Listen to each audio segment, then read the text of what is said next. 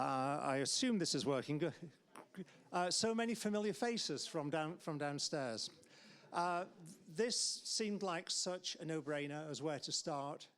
Interest, the rate of return. How do you know you've made a mistake without reference to what that return should be, that you're looking for should be? And in a sense, we're all in the dark until Edward produced his book, which tells us precisely how to think about interest rates, because people have been thinking about them for an awful long time. So it's an incredibly wise book. I think it's required reading in the investment world, and also for people who are interested in how the world came to be as it is. So our first speaker for the weekend, please give a mistaken welcome to Edward Chancellor.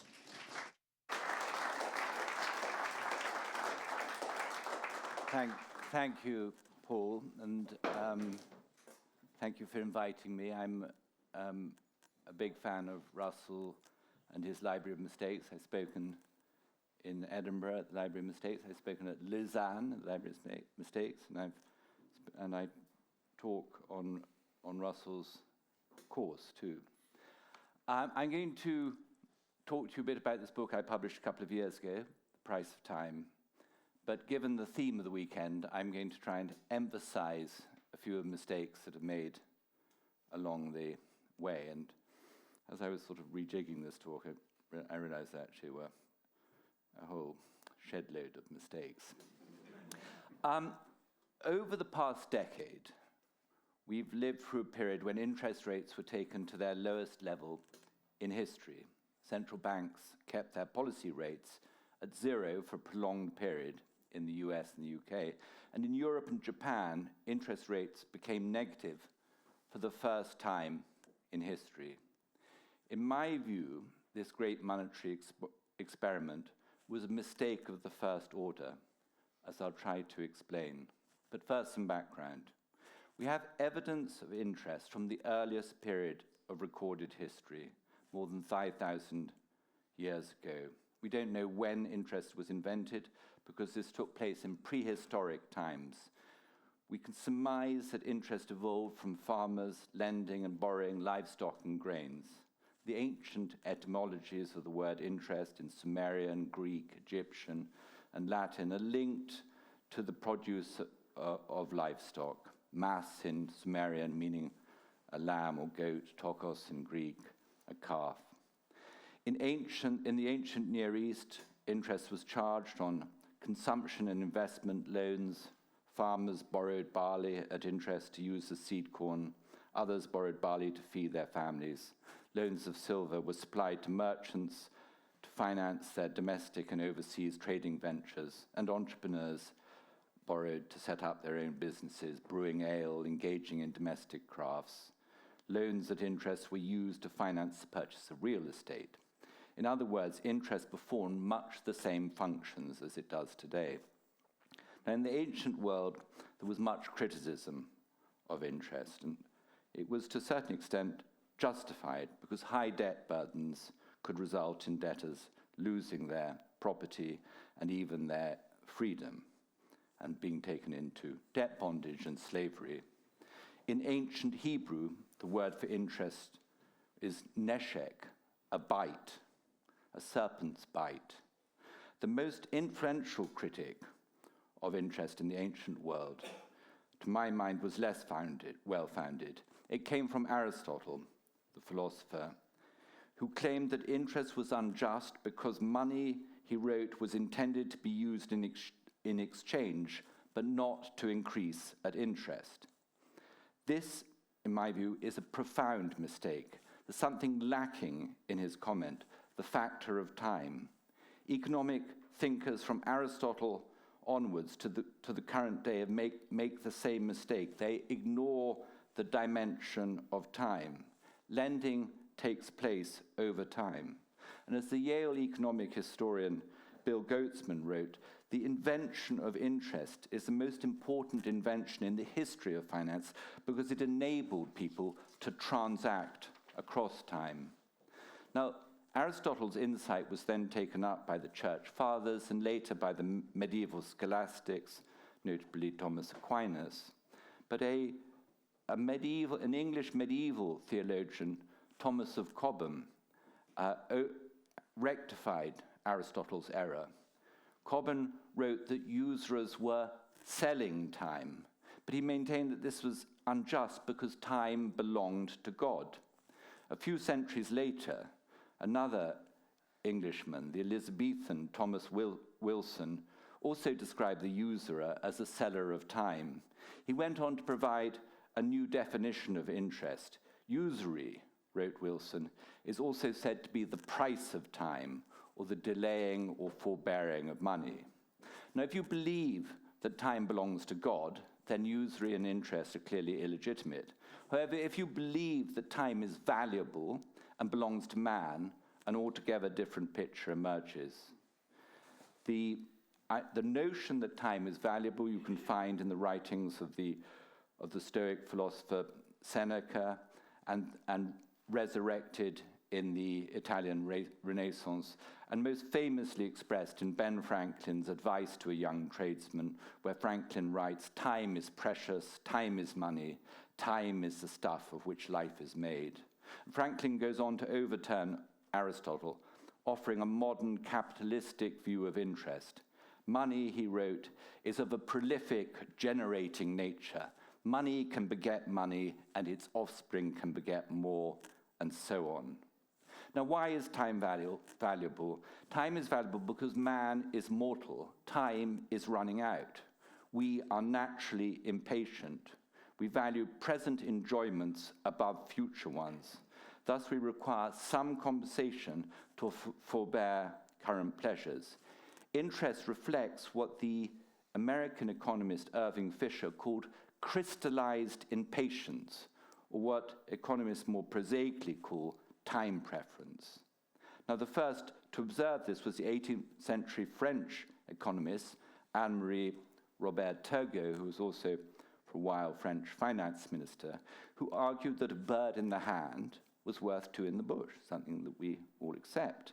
Now, a sum of money today and the same sum in future couldn't possibly have the same value by Turgot's reckoning, for he defined interest as the price given for the use of a certain quantity of value during a certain time, or the difference in value between current money and future money. What we call the time value of money exists in all societies and in every type of economy, but it is especially important for a market-based or capitalist system. In fact, interest is the most important price in the capitalist system. It is what my friend, the financial historian and journalist Jim Grant, calls the universal price. It is the price that coordinates our economic and financial activities across time. Now, earlier economists have had the same thought. Interest, wrote Fisher, is an omnipresent phenomenon. Interest, wrote Joseph Schumpeter, enters into every calculation. Or, as Marx put it, interest exists in the pores of production. Now, let's consider how the time value of money shapes our world, starting with valuation. Interest in the form of a discount or capitalization rate is the essential input in every act of valuation. What we call capital only has a meaning and value because it produces a future stream of income that must be discounted using an interest rate to the current price. Without a discount rate, an apple in 100 years' time would be worth the same as an apple today, which is an obvious absurdity. Now, this is not a new insight. John Law, the 18th century gambler, economist, and projector, wrote in the early 18th century that anticipation is always at a discount. £100 to be paid now is of more value than £1,000 to be paid £10 a year for 100 years. Now, Law actually later went on to conduct the first great monetary experiment. He arrived in France, persuaded, after the death of Louis XIV, the regent of France, Philippe d'Orléans, to set up a private bank, the first private bank in France, and then more ambitiously to set up the first central bank or national bank called the Banque Royale. And this bank, Law's idea was that France was stuck with excessive debt, in poverty, falling prices, the nobles were in too much debt, and interest rates were high.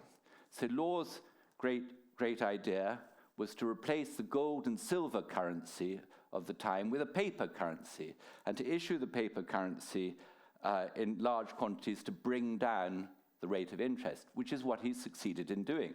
Now, Law is probably better known for his sideline, which was a company that we known to posterity as the Mississippi Company. Now, this Mississippi Company embraced a whole load of trading companies, all the French foreign trading companies, the tobacco monopoly, and a number of other things, but it also acquired the entire French national debt by issuing shares, and that debt was, and the shares were paid for, come as no surprise, by the central bank providing loans and issuing notes. Now, at its peak, the law brought down interest rates to 2%, and the price of the Mississippi Company shot up to 50 times earnings, or an earnings yield and dividend yield, because all its profits were paid out, of 2%. Now, if you know anything about investment and the stock market, a price-earnings ratio of 50 times is a pretty hefty price. But Law said at the time that the valuation was justified by the low prevailing rate of interest. And the Mississippi stock was up, I think, some 20-fold in a roughly 18-month period. Unfortunately, Law's scheme failed. The issuance of money by the central bank fed through to an inflation, a sharp inflation, and Law had to choose between either stabilizing the currency or keeping the bubble afloat. And he chose the course of deflation, and the Mississippi Company share price came down. He was immensely unpopular. His carriage was smashed to pieces going through the streets of Paris. He had, in early 1720, by his own reckoning, been the richest man who had ever lived. At the end of the year, he fled Paris and France without anything of his fortune and leaving behind most of his family. So there's no story of a person's rapid rise and subsequent failure as extreme as that of Law. Now, my point, which I make probably at length in the book, is that the lessons of Law's failure have been lost on modern economists and policymakers. Law can be seen as the father of what we call quantitative easing, the policy that became popular of the central banks after 2008, issuing money to acquire securities in order to provide liquidity to the markets, to boost asset prices, and bring down interest rates. As Law's academic biographer, Antoine Murphy, writes, central bankers did after 2008 exactly what Law would have recommended. From this perspective, Murphy writes, it may be argued that, notwithstanding the failure of the Mississippi system, Law's banking successors have been Ben Bernanke, Janet Yellen, and Mario Draghi, respectively the first two chairs of the Federal Reserve, and Mario Draghi, the former chair of the European Central Bank. Now, you're going to hear a bit about speculative manias over the course of this weekend, but to my mind, all great speculative manias in history have occurred at times of easy money, from the tulip mania of the 1630s through to the current day. Setting the wrong interest or discount rate to value assets will result in investment mistakes. Up until 2 years ago, interest rates, being at the lowest level in history, produced what we called the everything bubble. bubbles in stock prices, US stocks, especially tech stocks, what are called meme stocks, which are manipulated on the internet, sort of hopeless companies manipulated on the internet, special purpose acquisition companies, which were crooked, by and large crooked companies that were taken over and launched on the US stock market, in real estate around the world, and in a variety of other assets, venture capital, cryptocurrencies, non-fungible tokens, vintage cars, contemporary art, you name it. Ultra-low interest rates created an extraordinary mirage of wealth, what I call virtual wealth. This period, culminating in the booming markets of the pandemic, led Warren Buffett's partner, the recently deceased Charlie Munger, to say this was the most extraordinary period in financial history. And having read quite a lot of financial history and experienced a bit over the last 30 years, I think he is right. Now, production takes place over time, and the level of interest influences the length of production processes, or what we call the payback period, or the hurdle rate for new investment. When interest rates are high, investors demand a quicker payback, and when rates are low, a longer payback.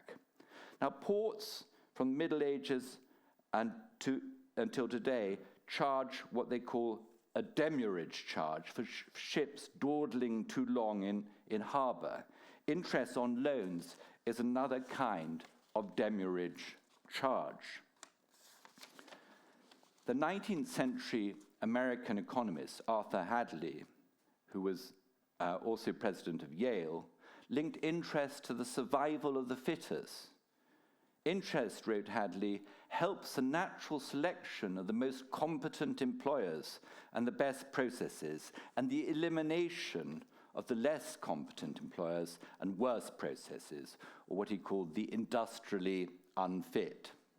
Interest encourages us to economize in the use of scarce resources, spurring efficiency gains and profits. It sets the tempo of production. At higher interest rates, when there's a higher price on time, things move more quickly. Interest thus spurs what Joseph Schumpeter called creative destruction, what he saw as the essential feature of capitalism. The ultra-low interest rates of recent years thwarted the process of creative destruction, slowing the tempo of production and resulting in mistaken investments, or what economists call malinvestments. This proliferation of poor investment is responsible, in my view, in part for the slowdown of economic growth since 2008. We witnessed the appearance of the so-called zombie companies, inefficient companies whose low returns on capital discourage new investment and serve to undermine productivity growth, but and the definition of a zombie was a business whose profits were not large enough to pay interest, but in the era of ultra-low rates, these businesses stayed around for much longer than would have been the case otherwise. Furthermore, capital flowed indiscriminately into long-dated investments, principally real estate around the world, but also into venture capital, into technology on Silicon Valley. As Jim Grant put it, a little-known fact about unicorns, the billion-dollar unlisted tech companies, is that they feed on interest rates. They like low rates. They like low, little rates. The tinier, the better. As record amounts of money flowed into venture capital, Silicon Valley financed ever more preposterous businesses, autonomous cars, space tourism, and dodgy crypto ventures.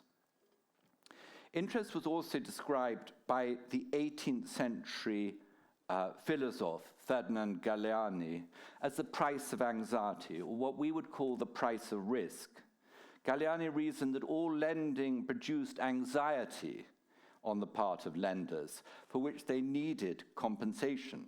Put another way, interest can be seen as an insurance premium received by the creditor against a risk of loss. What we find is that extremely low interest rates offer an inadequate protection against loss.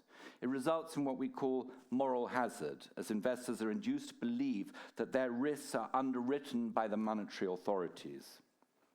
Now again, this observation is not new. The famous 19th century financial writer and editor of The Economist, Walter Bagehot, wrote, "John Bull can stand many things, but he cannot stand 2%. It is a fact of experience that when the interest of money is 2%, capital habitually emigrates, or what is here the same thing, is wasted on foolish speculations which never yield any adequate returns." Now, modern research confirms Bagehot's intuition. Easy money encourages what we call yield chasing, chasing after taking risks to get higher interest income, and that leads to a decline in underwriting standards and rising financial risks. Ultra-low rates led to carry trades, both domestic and foreign, as investors chased yields, and underwriting standards declined after the financial crisis, just as they'd done beforehand. It was a case of déjà vu all over again. Now, one measure of financial risk is leverage, which is also another definition. One of the many definitions of interest is the price of leverage. And as interest rates came down, households, companies, and governments took on more debt.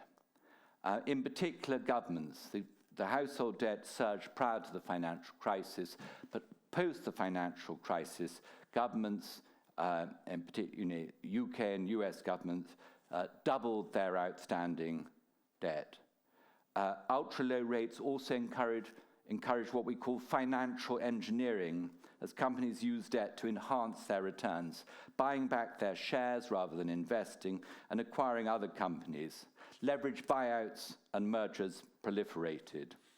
As a result of years of easy money, global debt levels are far higher than at the time of the financial crisis. Interest has been described as a reward for abstinence or an inducement to save. Interest compounds savings and wealth, enabling us to retire at some stage in future.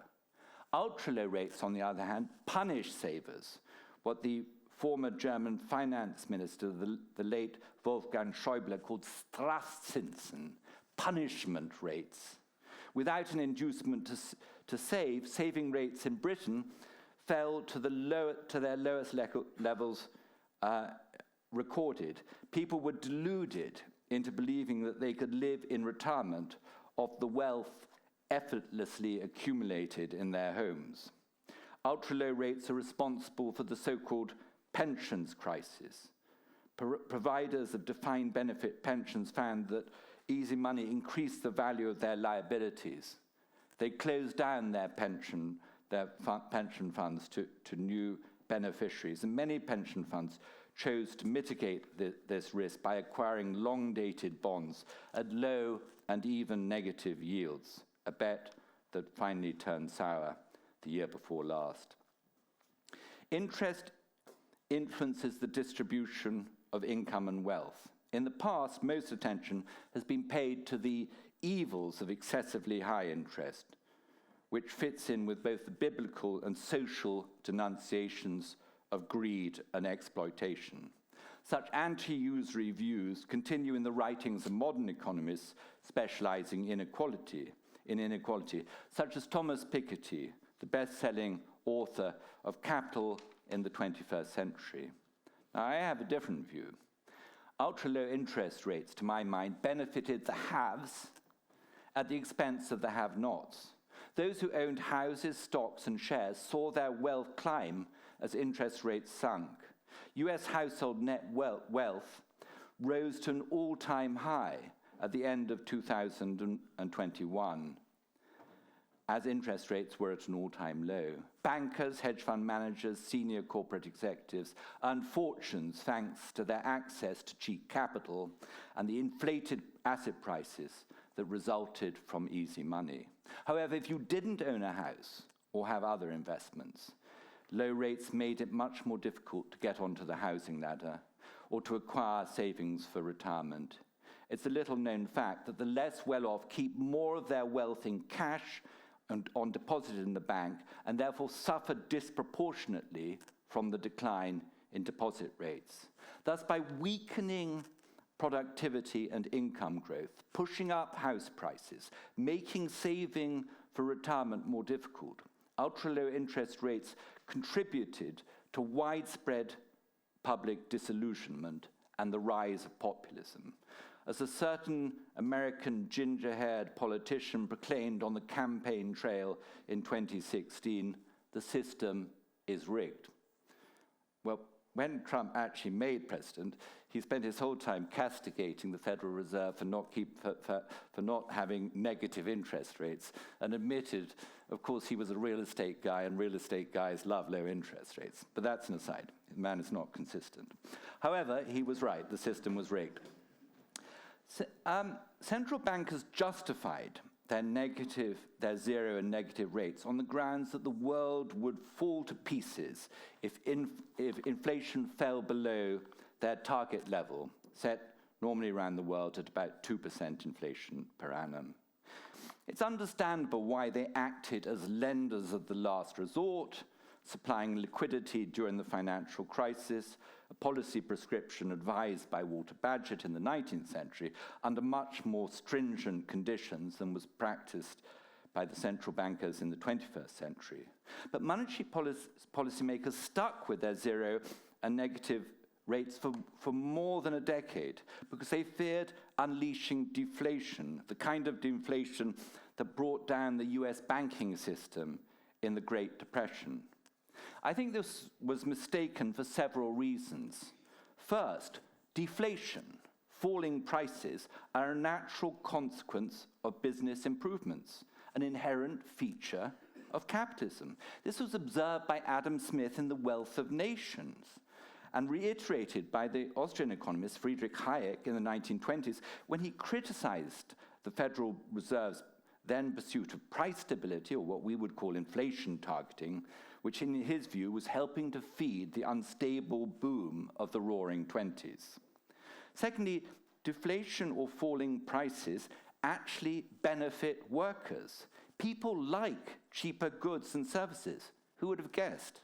Businesses, on the other hand, don't like deflation because it hurts profits. The fact that deflation benefits the working classes was observed by Keynes's mentor, Alfred Marshall, in the 1890s, but seems to me completely overlooked by modern economists. Thirdly, and this is important, the debt deflation of the Great Depression, when prices sank and banks failed, was actually a one-off. Researchers at the Bank for International Settlement studied episodes of deflation in several countries from 1870 to the recent past and found no evidence that deflation was associated with lower economic growth or with financial crises. So in other words, the justification for these zero and negative rates is not even a historically robust one. But then, as you heard earlier from Russell Napier, these people get their degrees and their PhDs without ever opening a book of financial history. So this is the history that they grasp, their understanding of the Great Depression and the deflation, is really mythical and unexamined. Or, this I'm a bit unfair because Ben Bernanke, the former chair of the Fed, claimed to be a Great Depression buff. But as my old boss, Jeremy Grantham, said, Bernanke studied the Great Depression and drew all the wrong conclusions. The central bankers' fixation with deflation encouraged them to keep rates low through 2020 and 21 while printing trillions of dollars during the pandemic. The strong growth in the money supply was followed by a burst of inflation, which the central bankers remarkably failed to anticipate. Yet the entire history of inflation from the Roman Empire to the modern period suggests that the great inflations invariably result from excess monetary growth, the type of excess monetary growth that we observed in 2020 and 21. This is an epic mistake, which brings us to the unsettling conclusion that central bankers don't understand either interest rates or inflation. After inflation returned and turned out not to be transitory, as the central banks promised, but persistent, they finally started to raise interest rates. Now, given that interest, as I've told you, is an omnipresent phenomenon, it was seemingly inevitable that as interest rates climbed, the impact of tight money would be felt everywhere, as indeed was the case. In 2022, some $30 trillion were wiped off the world's bond and stock markets. The most speculative stocks, the so-called SPACs and the meme stocks, dropped 90% or more. What was called the crypto winter emerged, putting pay to some of the dodgier crypto ventures, wiping some $2 trillion of crypto's market value and exposing the fraud at Sam Bankman-Fried's FTX exchange. And as you may know, the term bubble in English originally meant fraud, as in South Sea bubble, a fraud.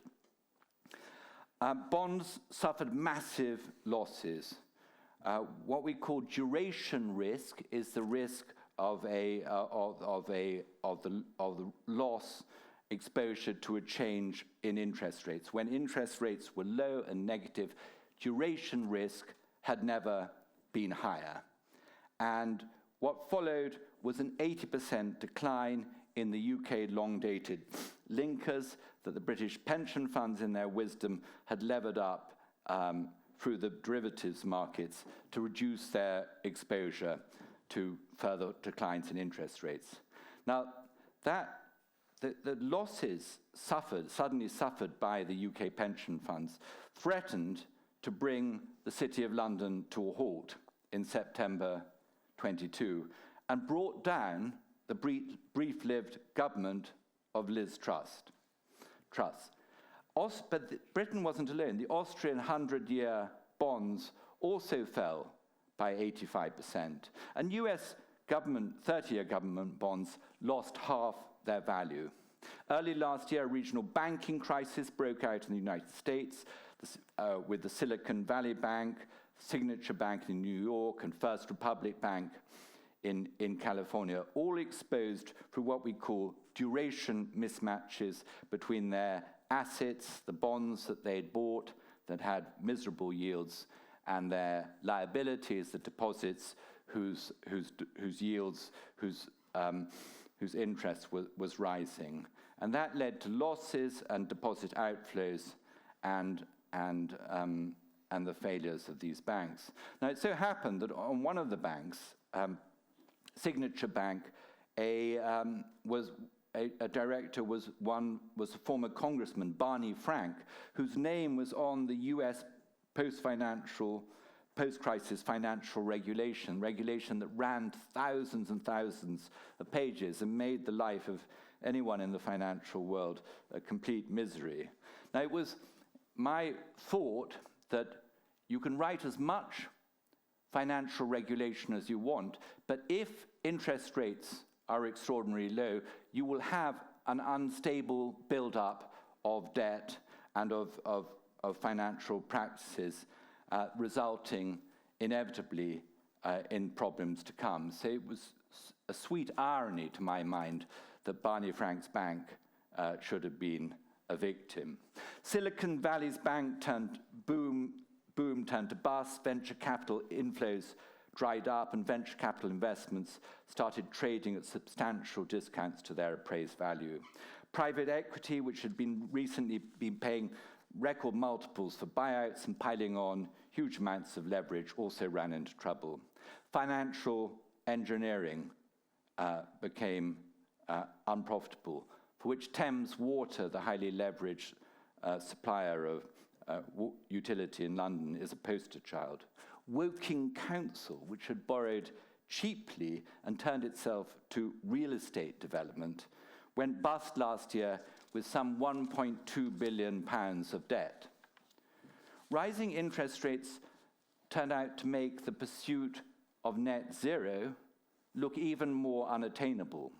Alternative energy faced increased increasing funding costs. Wind farms, being long-dated assets, had greatly benefited from the cheap financing of the ultra-low interest rate era.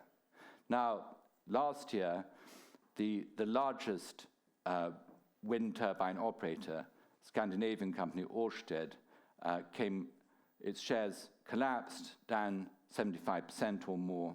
We also find several of the electric vehicle manufacturers going to the wall that have been part of the, if you will, the tech boom and frenzy whipped up in the ultra-low rate period. Earlier last year, the IMF observed the weakest economic growth in the world in 3 decades and warned of cascading crises. Polycrisis, in case you didn't know, is a new vogue word. In my view, the excesses and the mistakes of the ultra-low interest rate era have not been fully wrung out of the system. The US stock market has returned to a new peak. A mania for anything relating to AI, which the skeptics dub absolutely insane, has taken hold. The Magnificent Seven, the large tech stocks, which in last year in aggregate added some $5 trillion to their market valuations. All these companies, one way or another, have exposure to AI. As a result, the US stock market remains extremely expensive based on its cyclically adjusted earnings multiple, the most robust long-term valuation measure against its historical periods. Crypto, in case you didn't know, which to my mind is a barometer of speculation, has rebounded. Bitcoin up from under $14,000 in early 2023 to nearly $50,000 today. US household net worth remains close to its all-time peak, and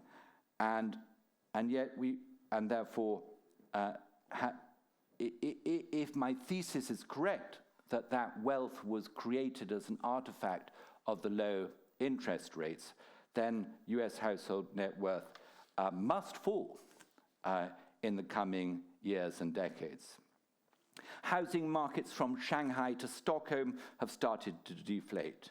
China's real estate market, which is far greater in aggregate valuation than Japan's in 1990, has also been deflating.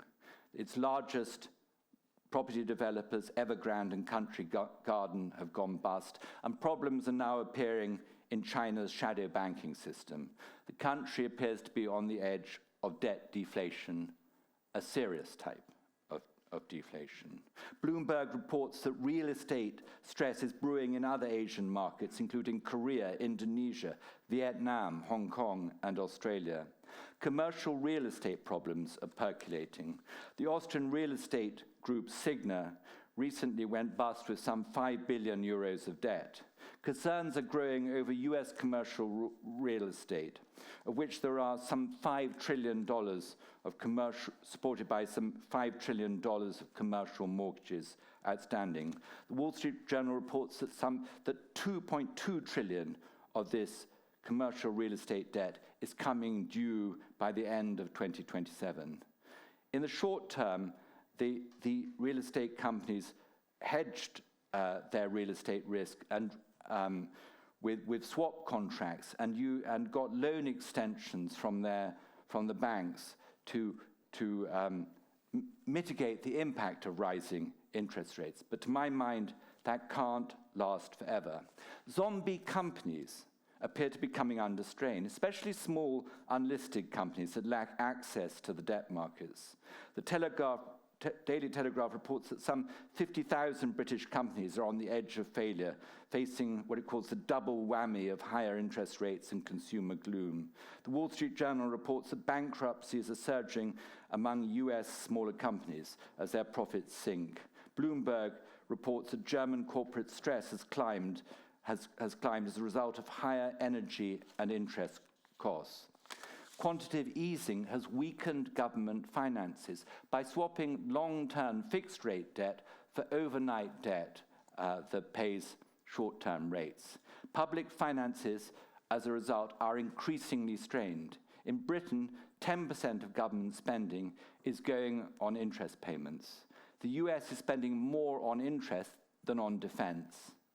Debt service ratios are rising in many countries, the worst affected being Australia, Canada, Brazil, Finland, Norway, and South Korea, according to Russell Napier. Household debt service ratios are rising rapidly in Australia, one of the few countries where households continued borrowing after the global financial crisis and running up high levels, even ever higher levels of debt. High government debt levels and financial fragility provide an inducement for central banks to keep interest rates low relative to inflation, and a prolonged period of financial repression is likely. The US economy grew last year and unemployment remained low, thanks in large part to the enormous fiscal deficit in the United States of around $1.5 trillion, or 6% of GDP. This deficit was funded by the issuance of treasury bills, short-term government debt, up to 1.7 trillion of which were issued last year. And these were purchased by money market funds that drew on their reserves at the Federal Reserve. In other words, the money that the money market funds were using to help finance the US government debt were the excess reserves that had built up during the quantitative easing period up to 2022. As a result, what's called the reverse repo program, these excess reserves held at the central bank, declined from 2.3 trillion in April 23 to less than $600 billion at the end of last year. At the current rate, these excess reserves will be drained by this Easter. Now, most investors expect what they call a soft landing. My contrarian argument is that soft landings are relatively uncommon after bubbles. We have just come through the so-called everything bubble. Inflation may limit the central bank's ability to intervene as aggressively as in the past to the deflating bubbles, as they did when the internet bubble burst in 2000 and when the global financial crisis erupted in 2008. To make matters worse, central banks are posting record losses on their securities portfolio. What that means in Britain is that the Bank of England, having hoovered up some, I can't remember how much it is, 800 billion, roughly, of securities, all those losses are underwritten by us, the taxpayer. So when the Bank of England posts a loss on having acquired these extraordinarily ill-priced securities, the losses are not borne by the bank, but by the British taxpayer. Bear markets take time, but bear market rallies, when the stock market declines and falls more than 20% after a boom and then recovers, the bear market rallies are extremely common. We saw one, there was one after 1929, there's one after the dot-com bubble burst. There were several in Japan after that bubble economy came to an end in 1990. So bear market rallies are the norm. Real estate busts take time. They don't happen overnight. It took 2 years from the turn in the US real estate market in 2006 to the collapse of Lehman Brothers in September 2008. Sustained bull markets have never started from the type of high valuations that we witnessed and continued in 2022-23. And finally, I'd say that interests work, as Milton Friedman would put it, with a long and variable lag. Up until 2 years ago, most people, governments, companies, households, home buyers, were acting on the assumption that interest rates would remain, as the central bank has told us, lower for longer. That was a mistake, and it would take time for that error to be fully exposed. Now, in the spirit of this weekend, I should also add that in this case, perhaps, I'm mistaken. Thank you.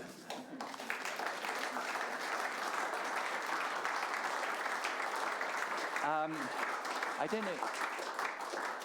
We have time for we have 10 minutes or so for question. I think we started 10 minutes late, so we have a few minutes for questions if any of you. Well, we can go on slightly longer. Okay. Slightly later. Okay. Over there. Which of all of those impending causes of major problems do you feel is the canary in the mine? Yeah, that's a good question. So I try not to wriggle out of it. But one of the things, I seem to have been studying, 25 years ago I was writing a history of financial speculation, did a lot of work on the so-called dot-com bubble, the internet bubble. And then later I did work on the credit boom in 2005-06. And then obviously I've been thinking a lot about the so-called everything bubble and the ultra-low rates. And what I've found is this, is that the nature of each crisis is becoming slightly more analytically complex. Now, it was pretty obvious, unless you'd really been drinking the Kool-Aid, back in 1999-2000, that these remarkably flaky companies that were valued on their so-called eyeballs, without having any revenues or anything, were set to fail. So it was very clear. If you studied the credit boom in the early 2000s, it was more complicated. Everyone in retrospect thinks it's quite simple, but these so-called collateralized debt obligations that contained low quality, so-called subprime debt were quite difficult to get your head around. I remember trying to understand them and understanding it for a while, then forgetting it and understanding it. So it took me ages to actually get my head around it. Now, today, we have, as I mentioned, we had this everything bubble, global, and we have the impact of the ultra-low rates everywhere, omnipresent. So then the question is, can one clearly and with a high level of confidence say of a complex system, this is the weak point? So I'm not trying to get out of it, because if you look at the newspapers almost every day, they will point to the commercial real estate problems, and I think that's a fairly obvious source of problem. I think that I have a chapter in my book on China. I strongly feel that the condition of China today is far, far worse than Japan in 1990. Much more debt, much higher real estate valuation, much more overbuilding, a society in the end that operates with much less trust, which is much less cohesive, and whose the aggregate valuation or wealth valuation relative to national income in China is, I think, 8 times GDP. Japan got to around 7 times. The US, which I say is inflated, is around 5.5 times. So the amount of wealth that can potentially deflate in China is enormous. We've all become, I was a stopped clock on China. I wrote endless papers 12, 13 years ago saying China is really heading for the rocks. And we all became complacent because people like me didn't appear to be right in the near term. But if I look back on my analysis 12, 13 years ago, there's not a word I would change. I mean, the timing, yes, but the words. I do think that that China is a huge risk, and then I dare say people will be talking about AI and so on. I think the valuation, for me, as things currently stand, the AI stuff is chimerical, and it doesn't mean that there won't be something out there, that will be, making our lives worse in 15 or 20 years' time. But for the time being, I can't see the income generated to justify this huge valuations. And then I've been slightly, I'm surprised by the resiliency of housing markets. I'm surprised, given that house prices remain very inflated in the UK relative, on a price to incomes basis. That I think that will be a source of strain, notwithstanding the immense shortage of supply in the country. So I'm not 100% sure where I was never 100% sure, but I was much surer in 99, 2000 the problems were in .com. I was much surer the problems were in real estate and subprime in 2008. My level of confidence today of the epicenter of the crisis is somewhat lower. Any other question over there? Do we have that one?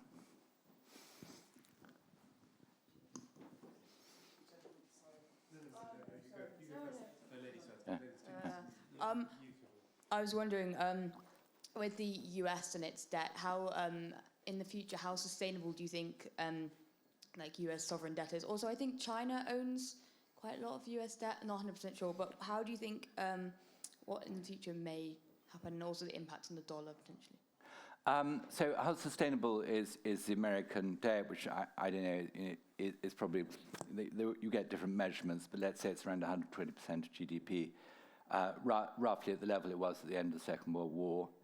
There was the American banker, Walter Wriston, who was head of Citibank in the 1960s and 70s, said countries don't go bust. And they don't go bust. It's not literally true, but it's almost true. Countries that issue their own debt, their own currency, and have a central banker to support that currency will not go bust.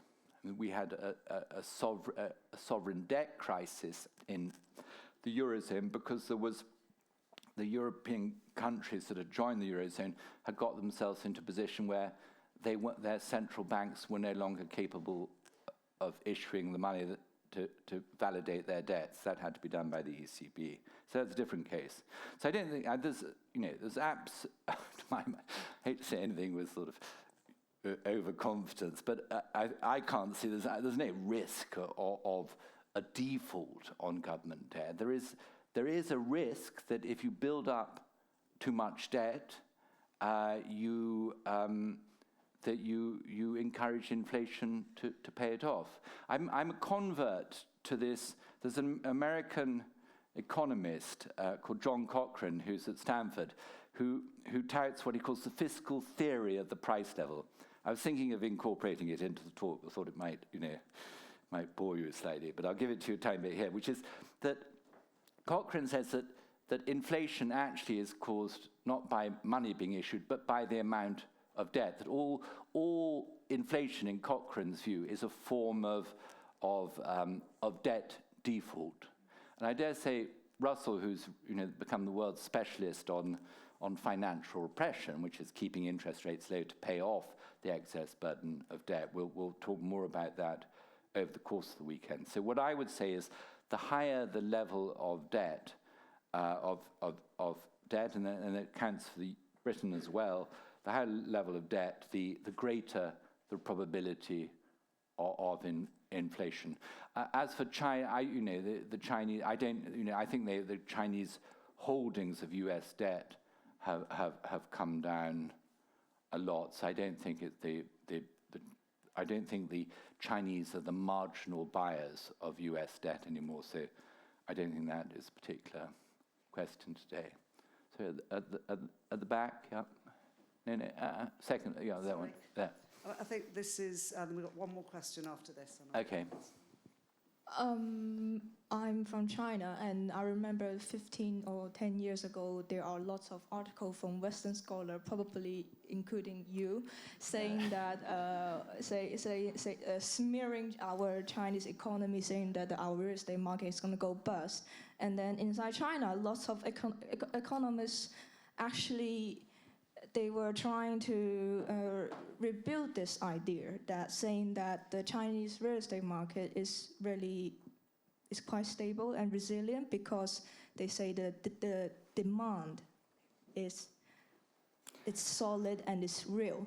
But now with the bankruptcy and default of Evergrande and everything going on in China right now, obviously what you have said 10 years ago is true.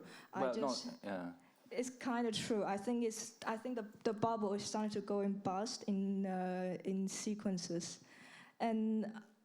but also I'm thinking that from a more international economic perspective. At the same time, China is kind of pushing for this kind of de-dollarization, and how would that affect the whole international financial market? Meanwhile, China is heading to this huge disaster. Yeah, well, that would be, I mean, it's difficult. It would I could see it might be problematic. I mean, it's going to be a problem, given that you don't have, free capital flows from China, that you have capital controls, that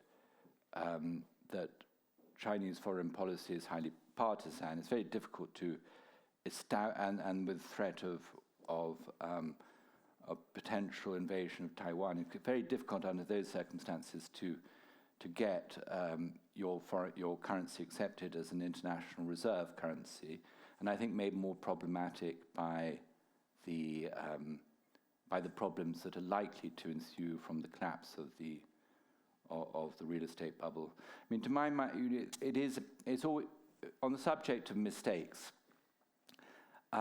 What's always interesting to me when one makes an analytical error is then to analyze the source of one's error. And my error, if it was that, it probably was, back in 2009-10, was to think that the Chinese economy and financial system would work like a Western financial system, and that therefore the losses that were, to my mind, incipient in this extraordinarily inflated real estate market would start bringing down the financial system and crash the housing market. But what happened, as you probably know, is that the authorities kept the system going.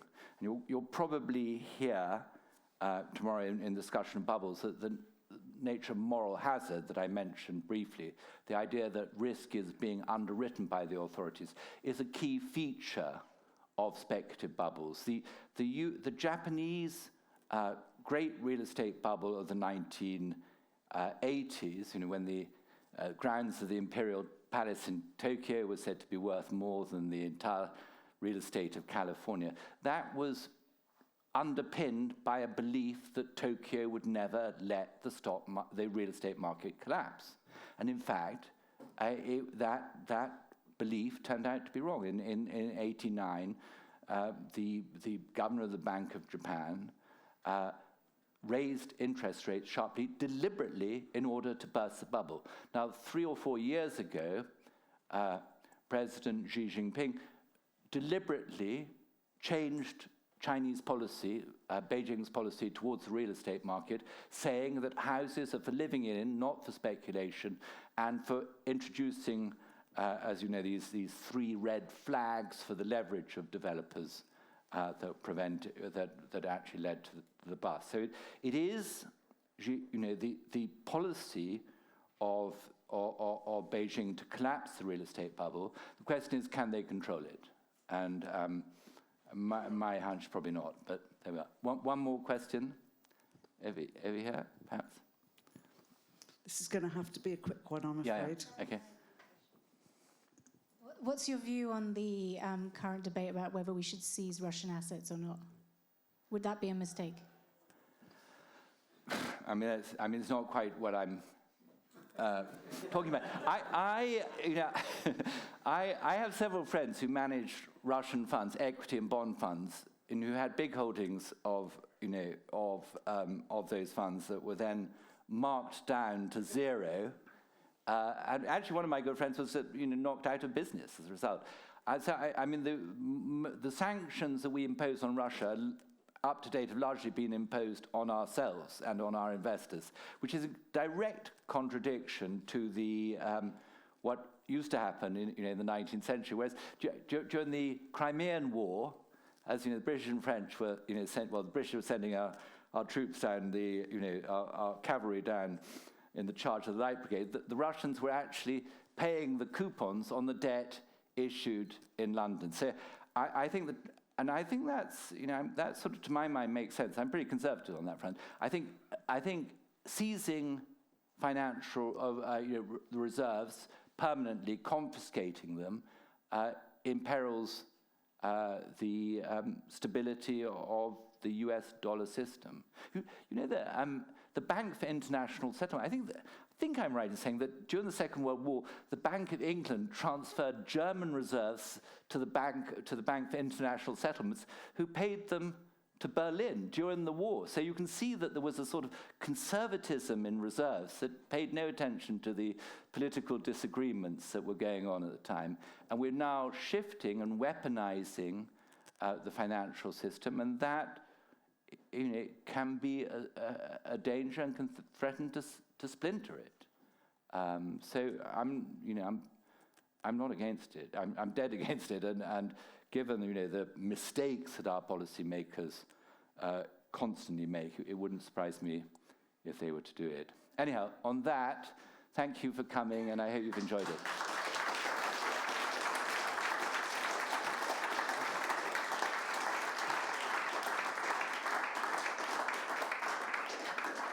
Thank you, Edward. Edward's book is for sale outside. He'll be signing it this evening and also all day tomorrow. You're probably going to go off to dinner now. We're going to look after the speakers for a while, and we'll regroup possibly in the Hay Distillery later on this evening. Good night.